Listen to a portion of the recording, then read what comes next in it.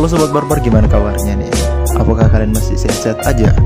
Di masa pandemi ini kita harus ekstra hati-hati ya, dan selalu jaga kesehatan. Soalnya virus corona ini suka-sukanya aja ya, mau lewat mana, masuk mana.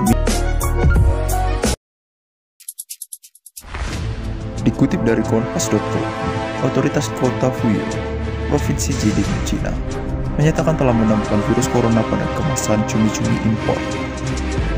Temuan tersebut dilaporkan otoritas kesehatan kota melalui akun resmi WeChat mereka pada Minggu, 20 September 2020. Pihaknya lantas mendesak setiap orang yang membeli cumi-cumi untuk melakukan tes COVID-19, sebagaimana dilansir dari Asia One, Senin, 21 September 2020.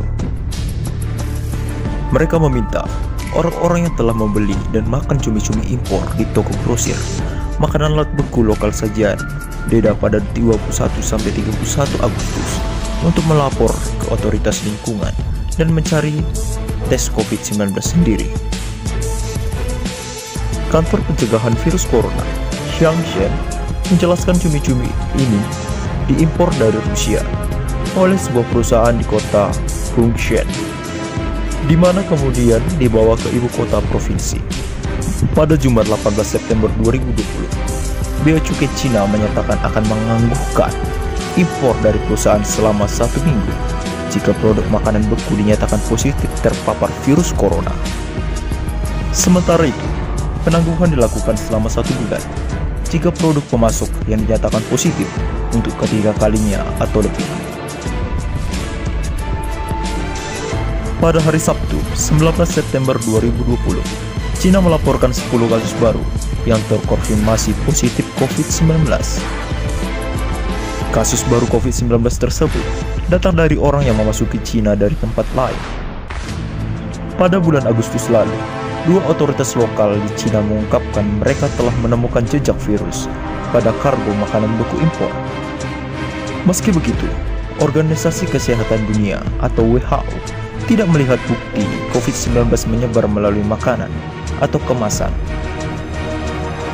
Kendati demikian, para ahli mengungkap secara teori sangat mungkin kita terpapar COVID-19 dari kemasan makanan.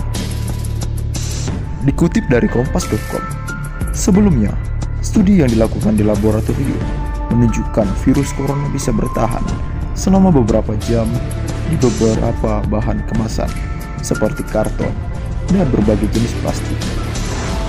Apalagi, sebagian besar makanan kemasan diangkut dan disimpan dalam suhu rendah yang memungkinkan virus lebih stabil saat bertahan di suhu yang lebih rendah. Kendati demikian, ilmuwan masih mempertanyakan apakah hasil penelitian ini dapat direplikasi di luar laboratorium. Sementara itu, Emmanuel Goldman, Profesor Mikrobiologi di Universitas Rutgers, juga menunjukkan studi laboratorium menggunakan sampel hingga 10 juta partikel virus. Sedangkan jumlah partikel virus, misalnya dalam tetesan aerosol ke permukaan, ternyata kemungkinan hanya sekitar 100. Kemungkinan transmisi melalui permukaan sangat kecil, dan hanya ketika orang yang terinfeksi batuk atau bersin di permukaan itu, dan orang lain yang menyentuh permukaan itu tak lama setelah batuk dan bersin. Asumsi risiko penularan umumnya didasarkan bahwa pekerja di pabrik pengemasan makanan mungkin menyentuh permukaan yang terkontaminasi, kemudian menyentuh mata, hidung, dan mulut mereka.